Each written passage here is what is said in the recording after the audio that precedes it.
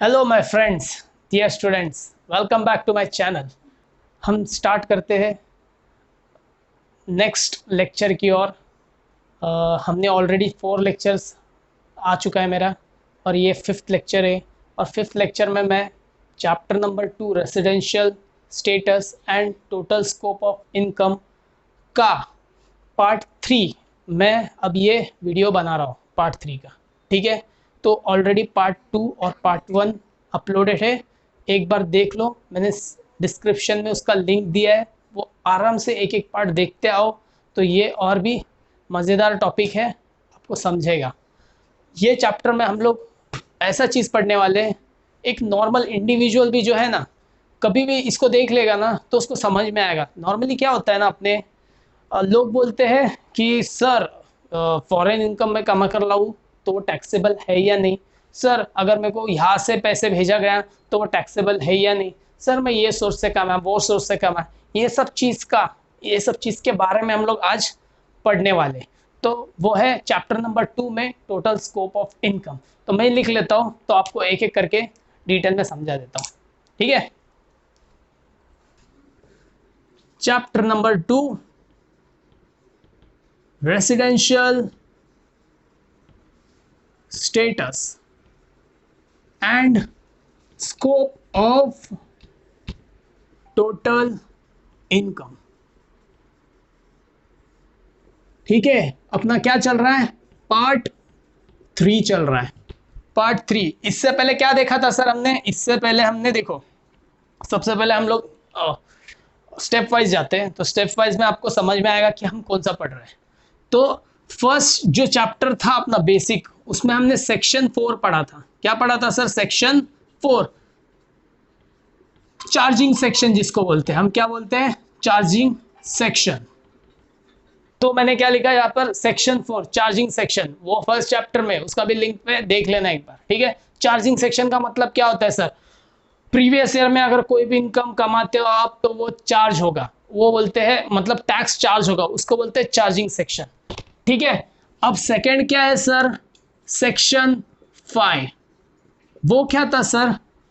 Source of income. Source of income जो chargeable है। देखो लास्ट लेक्चर में मैंने क्लियर बताया था, सेक्शन 5 में 3 चीज आते हैं। क्या सर 3 चीज आता है? एक तो वो आता है हु इनकम अर्न, जो कौन कमा रहा है इनकम, उसके बारे में बात करते हैं अपन सेक्शन 5 में। सेकंड क्या बोलता है? When the income earn. इसका मतलब सर यहां पर बोला कौन कमा रहा है इनकम, सेकंड क्या बोला है? कब कमा रहा है इनकम। ठीक है, और थर्ड क्या बोलते हैं?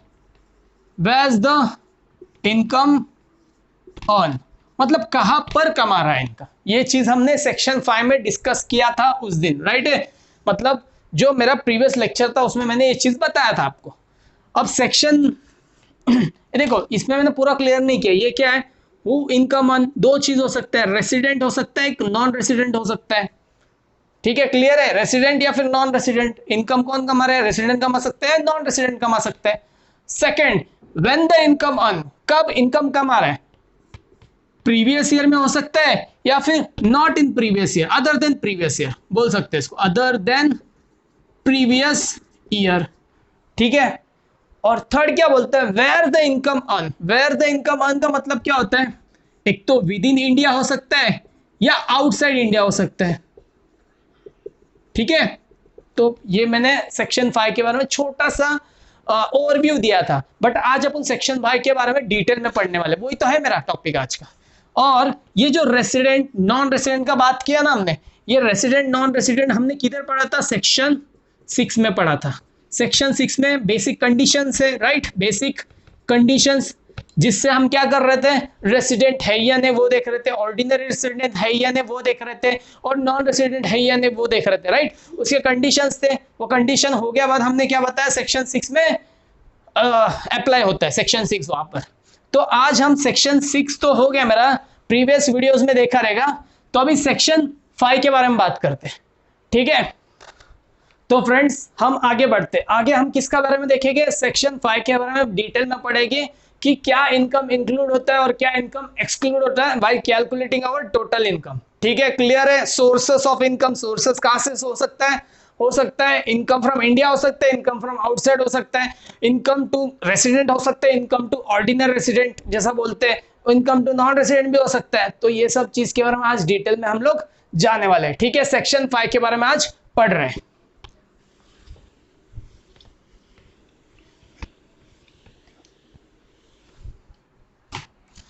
तो सेक्शन 5 में हम क्या देखेंगे, स्कोप ऑफ टोटल इनकम।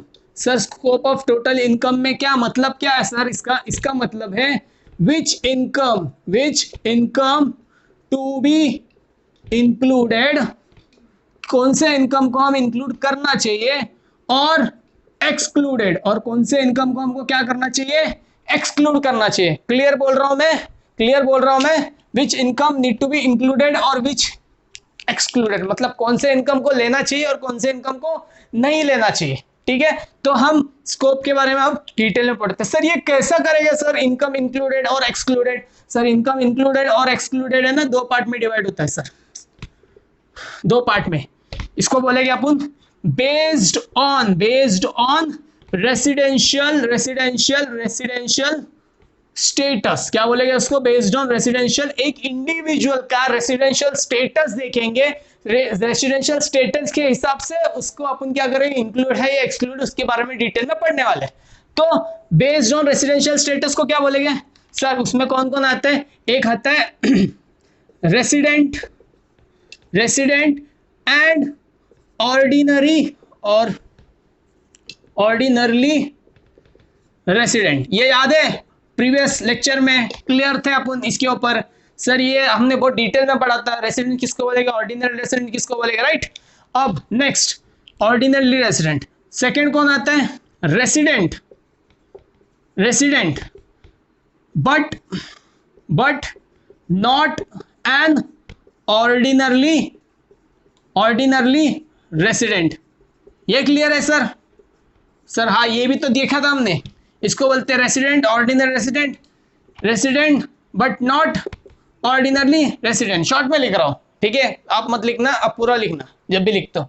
और थर्ड क्या था अपना, एक नॉन रेसिडेंट। देखो गाइस, क्लियर बोल रहा हूं मैं, अगर ये समझना है तो आपको पीछे जाके 2 लेक्चर्स देख के आने पड़ेगी। ये मेरा पार्ट 3 चल रहा है, ठीक है, तो पार्ट 3 के लिए पार्ट 1 पार्ट 2 देख के आओ, तो आपको ये बहुत ज्यादा फ्लो मिलेगा और आपको समझ में आएगा क्या चल रहा है यहाँ पर। ठीक है, तो हम अब ये तीनों का जो है, ये तीनों है अपने पास, कौन कौन है, एक resident, ordinary resident but ordinary but not an ordinary resident, और एक नॉन रेसिडेंट। ये तीनों लोगों को पकड़ेंगे, ऐसा समझो 3 लोग हैं अपने पास, 3 लोग हैं, एक का स्टेटस ये है, एक का स्टेटस ये है और एक का स्टेटस ये है। ये तीनों का हम देखेंगे कौन से इनकम टैक्सेबल होता है और कौन से इनकम नॉन टैक्सेबल होता है। ये बहुत ही सिंपल सम से, ये क्वेश्चन एग्जाम में जब आता है ना तो एक लॉटरी जैसा होता है, बिंदास नहीं है, मतलब इसको पढ़ना बहुत कम है और मार्क्स बस मिल जाता है इसके ऊपर। तो ये कभी भी चैप्टर गलती से भी भूल मत जाना इसको करने के लिए, एंड में ऐसा ना हो जाए कि भाई सिंपल सम आ गया और आपने किया ही नहीं वो चीज। ठीक है, तो हम आगे बढ़ते हैं, ये 3 चीज के बारे में बात करेंगे। ओके, तो स्टूडेंट्स मैंने यहाँ पर 3 चीजें क्लियरली कर दी है, यहाँ पर रेसिडेंट एंड ऑर्डिनरी रेसिडेंट। ठीक है, स्टेटस लास्ट लेक्चर वहां पर मैंने क्लियर किया था, रेसिडेंट एंड ऑर्डिनरी रेसिडेंट कब बोला जाएगा, resident but not an ordinary resident, और लास्ट में है क्या, नॉन रेसिडेंट। अभी अपने पास 3 लोग हैं इधर, क्लियरली मैं ड्राइंग भी बना लेता हूं आपको, 3 बंदे लोग हैं अपने पास इधर। ठीक है, 3 बंदे हैं यहाँ पर, ये यहाँ पर एक बंदा है, यहाँ पर एक बंदा है, ठीक है, और यहाँ पर एक बंदा है। तो अपने पास 3 बंदे हैं, तीनों बंदे क्या है, एक का status resident and ordinary resident, दूसरे का status resident but not an ordinary resident, और लास्ट वाले का स्टेटस नॉन रेसिडेंट है। तो अब इनमें क्या टैक्सेबिलिटी होगी, कैसे होगी, उसके बारे में अपन पढ़ेंगे अभी। तो फर्स्ट वाला क्या है कंडीशन सर, फर्स्ट वाला बोलता है इनकम। अगर ये बंदे ने इनकम कमाया इनकम रिसीव किया, मैंने क्या बोला, इनकम रिसीव्ड किया, इनकम रिसीव्ड किया, पैसा मिला उसको, received, income received in during the, रुको मैं दूसरे, during the income received during the previous year in India. क्या बोला सर मैंने, पैसे मिले मुझे, पैसे मिले मुझे, मैंने पैसे कमाया, पैसे कमा और मेरे हाथ में भी आ गए ड्यूरिंग द प्रीवियस ईयर, क्योंकि टैक्सेबिलिटी हम प्रीवियस ईयर को देख के करते हैं, right, previous year in India, India के अंदर में रेसिडेंट, ठीक है। सेकेंड, इनकम अक्रू और अराइज, क्या बोला मैंने, इनकम अक्रू और arise during the previous year in India. क्या बोलना चाहता है सर, वो बोलना चाहता है इनकम अक्रू एंड अराइज। ये क्या होता है सर, अक्रू का मतलब क्या होता है, अक्रू का मतलब वो होता है राइट टू रिसीव। क्या बोला मैंने, राइट टू रिसीव, मेरे पास हक है कि वो पैसा मैं आगे जाके रिसीव करूंगा, इसको बोलते हैं राइट टू रिसीव। जैसा आपका सैलरी, सैलरी सैलरी एग्जांपल देता हूं मैं, ठीक है, सैलरी रोज जाते हो तुम लोग जॉब पे, 10 दिन गए समझो, तो 10 दिन का सैलरी अक्रू हुआ तुम्हारा, तुमको पेमेंट कब मिलेगा, एंड ऑफ द मंथ मिलेगा, वो ड्यू बना उसका, ठीक है, समझ रहे हो। जिस दिन पैसा रिसीव कर लोगे वो बना तुम्हारा रिसीव्ड। तो तुम रिसीव करो या फिर तुम अक्रू करो, अक्रू मतलब क्या होता है, तुम्हारा पैसे जमा होते जा रहा है, वो टाइम का तुम्हारा पैसे क्या हो रहा है, जमा होते जा रहा है, इसको बोलेंगे अपने अक्रू होना। तुम लोग यहाँ पे देखो, अगर कल तुम लोग 10 दिन में जॉब छोड़ देते हो तो तुम्हारा राइट्स बनता है क्या नहीं, वो 10 दिन का पैसा लेके जाए, पगार लेके जाए, राइट, तो उसको बोलेंगे सर इनकम अक्रू होना, राइट। तो राइट टू रिसीव होता है, इसमें क्या होता है, इसमें क्या होता है, राइट टू रिसीव, मेरे पास हक है कि पैसा लूं मैं। और अराइज का मतलब क्या होता है, right to enforce the recovery. क्या हो गया, क्या बोला सर आपने, right to enforce the recovery, right to enforce, enforce recovery. उसका मतलब क्या होता है सर उसका मतलब होता है मेरे पास ये हक है कि मैं इसको कोर्ट में लेके जाऊं और पैसे बिंदास निकलो, मतलब मेरे और आपके बीच में कॉन्ट्रैक्ट बना, मैंने बोला आपको गुड सेल करूंगा, आपने बोला ओके।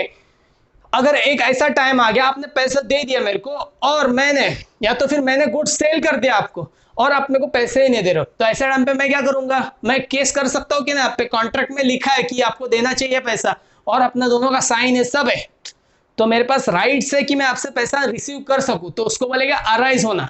इनकम मेरे पे अराइज हो चुका है तो वो मेरे लिए टैक्सेबल बन जाएगा, भले मैंने रिसीव नहीं किया, रिसीव किया या नहीं किया, वो अक्रू हो या फिर अराइज हो। अक्रू का मतलब क्या हो गया, राइट टू रिसीव, मतलब पैसा लेने का हक है मुझे।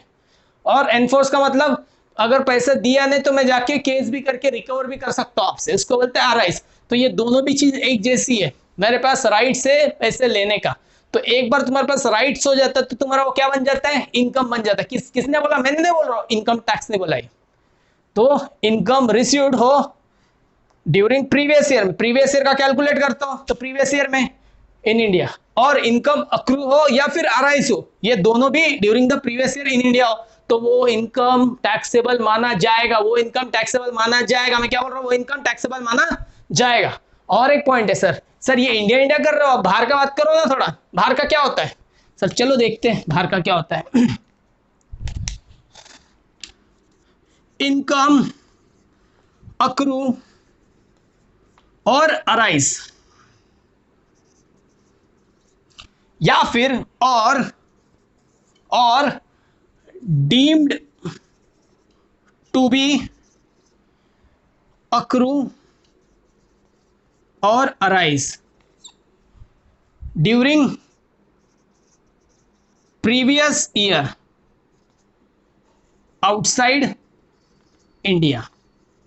सर इसका मतलब क्या है सर, इधर इनकम रिसीव की बात नहीं हो रही, इधर इनकम अक्रू की बात हो रही है। अक्रू का मतलब क्या होता है, राइट टू रिसीव, पैसा लेने का हक है मुझे, और अराइज का मतलब क्या होता है, राइट टू एनफोर्स, अगर वो पैसा दिया ना तो मैं जाके कोर्ट से निकलवा भी सकता हूं आपसे, वो रिकवरी का राइट्स है मेरे पास। तो इनकम रिसीव अराइज हो या फिर इनकम अक्रू हो, किधर sir, during the previous year, भले वो इनकम आउटसाइड का क्यों ना हो, भले वो इनकम आउटसाइड का क्यों ना हो, अगर ये बंदा है वो, इसका स्टेटस क्या है, रेसिडेंशियल है प्लस ऑर्डिनरी रेसिडेंट भी है, तो ये बंदे को ये इनकम भी टैक्स हो जाएगा। मतलब आज मैं इधर बैठ के मैं फॉरेन से इनकम भी कमाऊं ना, मैं अगर फॉरेन से इनकम भी कमाऊं ना, अगर मेरा स्टेटस रेसिडेंट है, ऑर्डिनरी रेसिडेंट है, तो मेरे को वो फॉरेन वाला इनकम भी क्या हो जाएगा, टैक्सेबल हो जाएगा।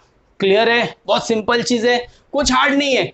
क्या बोल रहा हूं मैं हूं रेसिडेंट प्लस ऑर्डिनरी रेसिडेंट, मैं यहां पर स्टे कर रहा हूं, मैं रेसिडेंट बन गया, ऑर्डिनरी रेसिडेंट बन गया, प्रीवियस ईयर का मेरा इनकम है। इनकम में क्या क्या है मेरे पास तो खुद पैसा मिला है कुछ इंडिया में, एक्रू भी और आरआईएस भी हुआ इंडिया में, वो तो आ ही जाएगा इंडिया वाला, प्लस फॉरेन जो इनकम है, फॉरेन जो इनकम मुझे मिल रहा है, अक्रू हो रहा है, अराइज हो रहा है। सर ये डीम्ड क्या लिखा है, डीम्ड का मतलब क्या होता है, DEEMED का मतलब क्या होता है, डीम का मतलब होता है मान के चलो आपको मिला है। क्या बोला मैंने, डीम का मतलब मान के चलो आपको मिला है। कुछ चीजें होती है जो भले आपके आपके हाथ में नहीं मिली हो या फिर आपसे एक्रू नहीं हुआ, बट थर्ड पार्टी से होता है, तो ऐसे टाइम पे मान के चलो वो तुम्हारे ही है। क्लियर है, तो मान के चलना पड़ता है। डीम्ड का मतलब क्या होता है, डीम करो कि वो अक्रू और अराइज किसको हुआ है, आपको। फॉर एग्जाम्पल मैं देता हूं, थर्ड पार्टी मतलब मेरे को किसी से इनकम आना है, ठीक है, और मेरे को किसी को पैसे देना है, तो मैंने क्या बोला भाई तू उसको डायरेक्टली दे दे, हो सकता है ये, तो इनकम टैक्स बोलती रुक भाई तेरे को मिला फिर तूने दिया ना उसको, तो अब हम क्या बोलेंगे, नहीं भाई मैंने तो डायरेक्ट दिया, मेरे को किधर इनकम हुआ, तो इनकम टैक्स बोलते नहीं भाई मजाक कर रहा है तू, ये है डीम्ड है, मान के चलो कि इनकम तुझे मिला है फिर तूने उसको दिया है, वो बात की बात है। तो इनकम अराइज हो चुका है, अक्रू हो चुका है, और डीम टू बी अराइज और अक्रू हो चुका है, तेरा ये हो। तो ऐसा कोई भी इनकम जो फॉरेन इनकम बोल सकते हैं या फिर आउटसाइड इनकम, तो वो सब चीज रेसिडेंट वाले को क्या है, टैक्सेबल है। सर इन सिंपल में बताओ ना क्या करना है। सर इन सिंपल में ना, ये बंदा जो है ना, ये बंदा इंडियन इनकम हो या फिर फॉरेन इनकम हो, सब इनकम पे क्या होता है, इसका टैक्स लग जाता है इनडायरेक्टली। ये बंदा जो रेसिडेंट है, ऑर्डिनरी रेसिडेंट है, इसका कोई भी इनकम इंडिया में मिले या फिर कोई भी इनकम फॉरेन में मिले, वो सब का सब क्या हो जाता है, टैक्सेबल बन जाता है। क्लियर है, ओके नेक्स्ट बढ़ते हैं आगे। चलो आगे बढ़ते हैं। अब सेकंड कौन सा कैटेगरी अपना, सर सेकंड कैटेगरी अपना रेसिडेंट है but not an ordinary resident, ठीक है, मतलब प्रीवियस ईयर में रेसिडेंट है बट ऑर्डिनरी रेसिडेंट नहीं है। तो ऐसा अगर कोई बंदा मिल जाए तुमको, तो उसने पूछा तुमको ये मेरा इनकम कौन सा इनकम टैक्सेबल होगा, तो तुम लोग बोलने का वेट 3 पॉइंट है सर, 3 पॉइंट समझाया था हमको, वो अच्छे से याद है मुझे। फर्स्ट क्या बोलने का सर, इनकम जो तुमने इनकम कमाया, जो इनकम कमाया, रिसीव किया, जो इनकम रिसीव्ड किया, या फिर डीम्ड टू बी रिसीव्ड मतलब मिलने वाला है, या मान के चलो तुमको मिल गया। यहां पे मैंने लिखा नहीं, यहां पर भी वही आएगा point, deemed to be received, ठीक है, मतलब received deemed to be received, accrue deemed to be accrue, ये दोनों चीज सेंटेंस हमेशा याद रख लेना, ठीक है। कल कोई थियरी क्वेश्चन पे पूछ लेना, ये बोलना आना चाहिए तुमको, इनकम रिसीव्ड या फिर मिल गया इनकम, या फिर मिलने, ये मान के चलो कि मिल चुका है तुमको, वैसा deem to be received in India में मिल रहा है ड्यूरिंग द कौन सा year, during the previous year पता है ना तुमको, जिस टाइम का ईयर इनकम होता है अपना, और वो असेसमेंट ईयर में कैलकुलेट किया जाता है। तो अगर ऐसा कोई है क्राइटेरिया या ऐसा कोई इनकम है जो मिल गया मेरे को इंडिया में, या फिर मिलना ये, या फिर मेरा ही मान के चलो वो चीज मिल चुका है, ठीक है, तो वो इनकम बनेगा तुम्हारा टैक्सेबल बनेगा वो इनकम। थर्ड सर सेकंड क्या बोलता है, इनकम अक्रू का मतलब समझा था, अक्रू का मतलब क्या समझाता है, राइट टू रिसीव, कोई इनकम को रिसीव करने का हक हो उसको बोलते हैं राइट टू रिसीव, अक्रू। उसके बाद में इनकम अक्रू और अराइज का मतलब क्या होता है, मेरे पास पावर है कि मैं उसको क्या कर सकता हूं, कल केस विस करके वो इनकम निकलवा सकता हूं, रिकवरी का पावर है मेरे पास, ठीक है। या फिर बोल सकते हो डीम्ड, याद रखना ये हमेशा फिक्स रहता है, receive deem to be receive, accrue deem to be accrue. यहां पर भी मैंने शायद नहीं लिखा है, वो लिख लेना, डीम टू बी अक्रू और अराइज, तो ये दोनों चीज डीम्ड हमेशा फिक्स रहता है, कोई भी इनकम मिले या फिर मान के चलो मिल गया ऐसा वाला, ठीक है। डीम टू बी अक्रू और अराइज, ठीक है, किधर सर, इंडिया में ड्यूरिंग द कब सर, प्रीवियस ईयर में। सर ये सिंपल है, सेम तो है सर, क्या फर्क है, फर्क किधर है सर? ये भी तो सेम है, ये भी तो सेम है, दोनों में बंदे में फर्क क्या है फिर? टैक्सेबल किधर माफ हुआ? एक जगह माफ हुआ है सर, लास्ट वाला। ये जो बंदा था ना, ये बंदा आउटसाइड में किधर भी कमा लिया ना तो उसको टैक्सेबल हो जाता था, भले वो बिजनेस इंडिया का हो या बाहर का हो, किधर भी कमा के आ जाओ, रेसिडेंट ऑर्डिनरी रेसिडेंट को टैक्स भरना पड़ेगा। वर्ल्ड इनकम बोलेगा इसको, पूरा वर्ल्ड इनकम इस पे टैक्सेबल बन जाता है। बट इसका इसका इसका इसका क्या होता है मालूम? इसका क्या होता है? इनकम इनकम अक्रू हुआ या फिर इनकम अराइज हुआ, ठीक है, फ्रॉम बिजनेस कंट्रोल्ड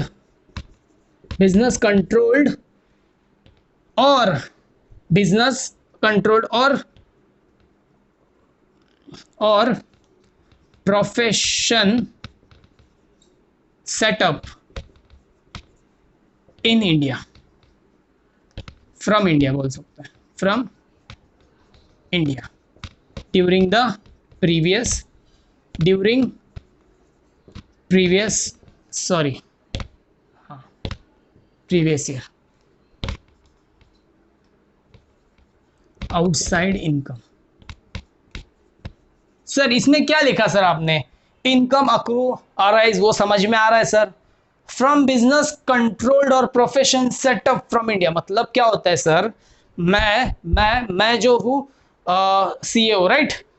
तो मैं अगर प्रैक्टिस में हूँ तो मेरा 2 बिजनेस हो सकते हैं, मतलब मेरे ब्रांचेस हो सकते हैं, राइट? तो अगर मेरा ब्रांच इंडिया में है तो वो मेरा इंडियन इनकम है sir, India income receive deem to be receive income arise within India. But अगर मेरा ब्रांच आउटसाइड है, किधर? बाहर, किधर समझो यूके में मेरा ब्रांच, यूके में भी मैं क्या करता हूँ? प्रैक्टिस करता हूँ, तो वहां से कुछ इनकम आता रहेगा मुझे, राइट? वहां से कुछ इनकम आता रहेगा। अगर मैं ऑर्डिनरी रेसिडेंट रहूंगा तो मैं पूरा का पूरा टैक्सेबल है वो मेरे को। बट अगर मैं नॉट एन ऑर्डिनरी रेसिडेंट रहूंगा तो मुझे क्या देखना पड़ेगा? वो जो मेरा इनकम आ रहा है ना, उसका कंट्रोल है क्या मेरा उसके ऊपर? जैसे कि मेरा ही बिजनेस है, मेरा ही प्रोफेशन है वो, राइट? तो मेरा कंट्रोल है ना उसके पास, राइट? मेरा कंट्रोल है ना वो बिजनेस के ऊपर। तो एक बार अगर वो बिजनेस का कंट्रोल है मेरे पास तो ही वो इनकम टैक्सेबल होगा, अदरवाइज नहीं होगा कोई भी। अगर समझो कोई दूसरे जगह से पैसा आ रहा है, वो फॉरेन इनकम है मेरा, मैं क्या बोला? कोई दूसरी जगह से पैसा आ रहा हो, मेरा फॉरेन इनकम है, ऐसा टाइम पे वो टैक्सेबल नहीं होगा। किसको नहीं होगा? रेसिडेंट बट और नॉट एन ऑर्डिनरी रेसिडेंट, जब तक कि वहां मेरा कंट्रोल नहीं होता है, समझा? कंट्रोल होगा तो ही मैं क्या कर पाऊंगा?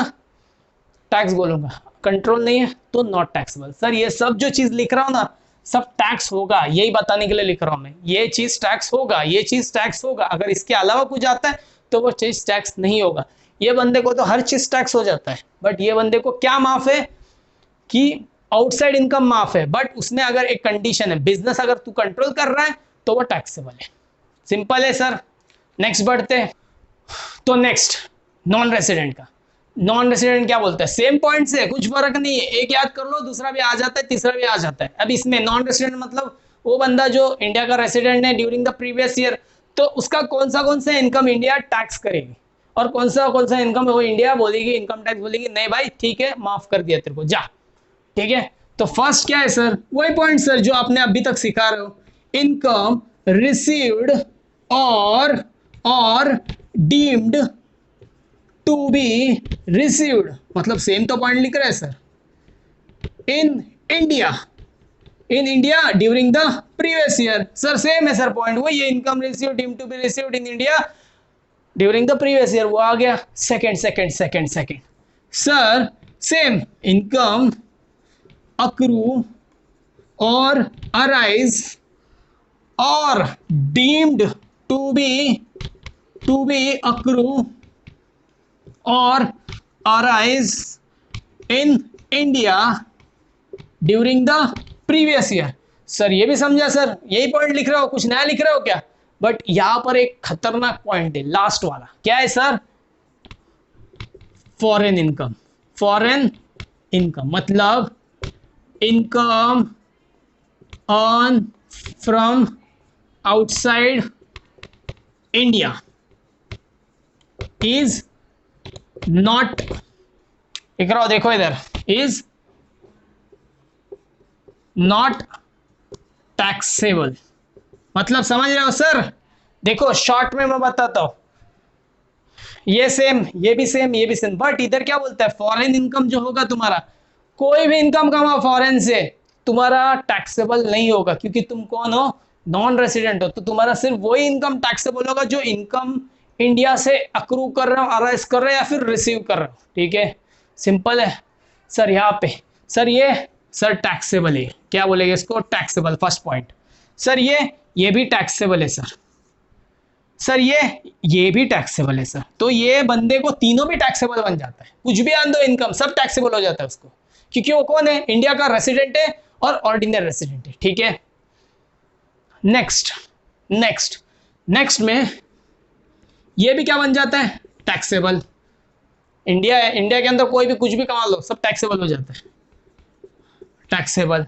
और ये क्या होता है ना, ये टैक्सेबल होता है, बट कंडीशन क्या है, other than above income, other than जो बिजनेस कंट्रोल नहीं है, समझो आउट ऑफ कंट्रोल, अपना है ही नहीं बिजनेस, तो वैसा इनकम सर, वैसा इनकम टैक्सेबल नहीं होता है। अदर देन नॉट, छोड़ दो ना, समझ रहे हो क्या मैं क्या बोला, जो बिजनेस आउटसाइड से कमाता है, कंट्रोल नहीं जिसका, तो वो हमारे लिए नॉन टैक्सेबल बनेगा, जिसका कंट्रोल है वही सिर्फ टैक्सेबल बनेगा। ठीक है, नेक्स्ट नेक्स्ट नेक्स्ट में ये भी टैक्सेबल है सर, ये भी टैक्सेबल है सर, बट ये तो क्लियर बोल दिया नॉन टैक्सेबल। तो मैं क्या करूंगा, अब इसका ना एक छोटा सा चार्ट बताऊंगा आपको, वो चार्ट अच्छे से याद कर लेना। वो चार्ट याद करने से आपको ये पूरा का पूरा पॉइंट जो है ना समझ में आएगा क्या चल रहा है यहाँ पर, तो उसी के हिसाब से हम सम्स करेंगे। ठीक है, तो स्टूडेंट्स आगे बढ़ते, आगे आपको स्क्रीन पर एक टेबल दिखता होगा। ठीक है, वो टेबल में देखिए, हमने अभी जो पढ़ा ना वो शॉर्ट में दिया है, और वो टेबल अगर जिसको याद हो गया ना, ये सम्स में आउट ऑफ मार्क्स लेके आएगा। सर देखिए क्या बोल रहा है टेबल में, residential status and taxability of income, clear है। तो वो क्या बोलना चाहता है, नेचर ऑफ इनकम, कैसे टाइप का इनकम मुझे मिल रहा है। मैंने क्या बोला, नेचर ऑफ इनकम का मतलब कैसे, अगर समझो मैं बंदा हूँ फर्स्ट कॉलम वाला, या फिर मैं बंदा हूँ, हम एक ही कैटेगरी रख के देखेंगे कि कौन से बंदे में मतलब कौन सा इनकम टैक्सेबल होता है, नहीं होता है। ठीक है, तो फर्स्ट नेचर ऑफ इनकम में फर्स्ट क्या लिखा है, income received in India. Sir बताओ, income received in India top पे था, वो फर्स्ट पॉइंट था अपना, तो तीनों को भी टैक्सेबल था, कोई ऐसा था क्या जो बच गया। इनकम रिसीव्ड, अगर एक बार इनकम में इंडिया में रिसीव कर रहे हो तुम लोग इनकम, सब टैक्सेबल हो जाता है, याद रखना। ठीक है, तो आगे देखो क्या लिखा है, अगर वो रेसिडेंट एंड ऑर्डिनरी रेसिडेंट होगा तो भी टैक्सेबल है वो, अगर वो resident but not an ordinary resident होगा तो भी टैक्सेबल है, अगर वो नॉन रेसिडेंट होगा तो भी टैक्सेबल है, क्योंकि फर्स्ट पॉइंट था ना, सबका टैक्सेबल था फर्स्ट पॉइंट, राइट है। नेक्स्ट, इनकम अक्रू और अराइजेस इन इंडिया, इंडिया में हो रहा है ना, इनकम इंडिया से आ रहा है, अक्रू भी हो रहा है, अराइज भी हो रहा है, रिसीव तो टैक्सेबल हो गया, अभी अक्रू अराइज का बात कर रहा है, तो क्या होगा सर, इंडिया में है ना, इंडिया वाला रहेगा तो तीनों में टैक्सेबल हो जाता है। तो उधर लिखा है taxable for resident, ordinary resident, resident but not an ordinary resident, उसको भी टैक्सेबल है, एंड नॉन रेसिडेंट को भी टैक्सेबल है। Sir next, income deem to be received India, मतलब इनकम मान के चलो इंडिया में रिसीव हो रहा है तो भी क्या हुआ सर, इंडिया आ गया ना, इंडिया आ गया तो तीनों में टैक्सेबल कर दो, ज्यादा सोचने का नहीं, तो तीनों में टैक्सेबल लिखा उन लोगों ने, राइट। उसके बाद में income deem to be accrued in India, India matter करता है, इन इंडिया है ना, तो तीनों पे भी क्या होगा, फिर से टैक्सेबल होगा। सर इधर ये मेन है ये point, income accrues and arise outside India, मतलब फॉरेन इनकम है, बाहर का इनकम है, from a business controlled from India, मतलब ऐसा बिजनेस है जो इंडिया से कंट्रोल, जैसा फॉर एग्जांपल टाटा कंपनी है, टाटा कंपनी यहाँ पे भी है उसका बिजनेस और फॉरेन में भी है, तो इंडिया में हेड ऑफिस है उसका, राइट, तो यहाँ से बैठ के वो कंट्रोल कर रहा है पूरा फॉरेन का बिजनेस को भी, तो इंडिया का कंट्रोल है ना उसमें, इंडिया में, तो वही बोलना चाहता है। ऐसा अगर कोई रहेगा इनकम जहां पर इनकम अक्रू हो रहा है, अराइज हो रहा है आउटसाइड इंडिया, बाहर से इनकम आ रहा है, बट वो बिजनेस को कौन कंट्रोल कर रहा है, हम ही कर रहे हैं, वो प्रोफेशन को कौन कंट्रोल कर रहा है, हम ही कर रहे हैं, तो ऐसा टाइम पे फर्स्ट वाले को तो टैक्सेबल ही रहेगा, तो फर्स्ट वाले को टैक्सेबल ही रहेगा, सेकेंड वाले को टैक्सेबल होगा क्योंकि वो कंट्रोल्ड, अगर वो कंट्रोल वर्ड नहीं होता ना, सेकेंड वाले को भी टैक्सेबल नहीं होता, बच जाता वो बंदा। थर्ड क्या बोलता है, वो तो थर्ड क्या बोलते हैं, नॉट टैक्सेबल। थर्ड क्यों नॉट टैक्सेबल, क्योंकि वो स्कोप में है ना, तो बाहर चला गया। फॉरेन इनकम को उसको डायरेक्टली क्या है, उसको फॉरेन इनकम क्या है, डायरेक्टली नॉट टैक्सेबल है। क्लियर है, बीच वाले का ये सिर्फ बिजनेस कंट्रोल रहेगा तो ही टैक्सेबल, अदरवाइज वो भी माफ है उसको भी।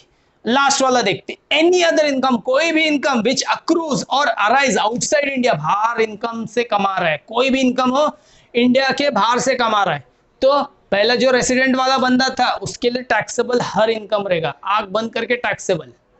सेकेंड वाला नॉट टैक्सेबल, क्योंकि वो कंट्रोल्ड नहीं है, कंट्रोल होता तो मैं टैक्सेबल करता है, वो कंट्रोल नहीं है, कंट्रोल रहेगा तो ही करेगा मैं टैक्सेबल। और थर्ड वाला क्या बोलते हैं, नॉन रेसिडेंट। सॉरी भाई, मैं तो कंट्रोल वाला ही नहीं ले रहा हूँ, तो ये क्या है, ये तो अलग ही चीज है, ये तो भारी चला गया। तो थर्ड वाले को तो सीधा नॉन रेसिडेंट को फॉरेन इनकम टैक्सेबल ही नहीं है।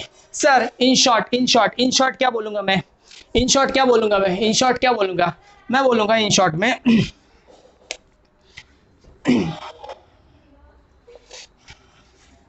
In short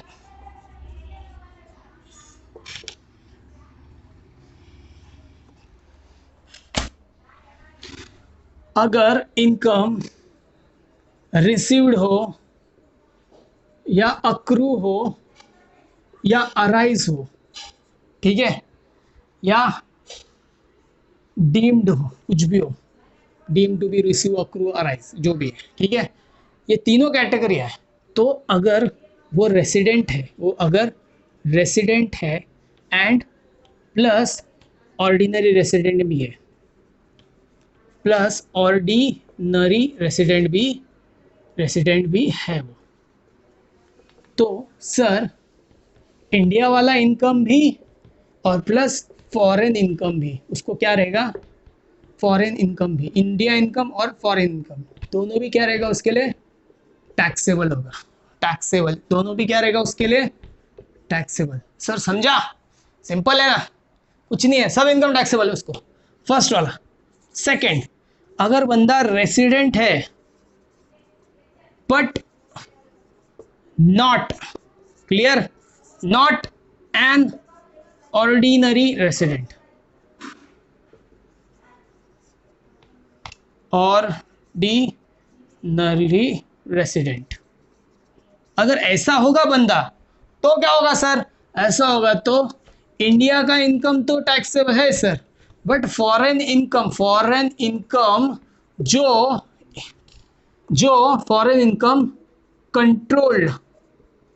controlled in India में कंट्रोल होना चाहिए उसका, वही इनकम क्या रहेगा इनके लिए, टैक्सेबल रहेगा। अदरवाइज उसका फॉरेन, बाकी इसके कंट्रोल के अलावा दूसरा कोई भी इनकम रहेगा फॉरेन का, वो सब नॉन टैक्सेबल होगा। क्लियर है। थर्ड, नॉन रेसिडेंट का क्या क्राइटेरिया है सर, सिंपल है सर, इंडियन इनकम रहेगा तो टैक्सेबल, एंड फॉरेन इनकम होगा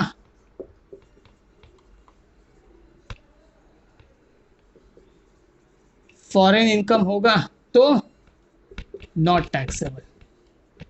सिंपल सर, इतना ही शॉर्ट हो सकता है और शॉर्ट नहीं हो सकता, एक लाइन में नहीं लिख सकता मैं, ये बोल सकता हूँ इतना याद कर लो, तुम्हारा हर एक सम आ जाएगा।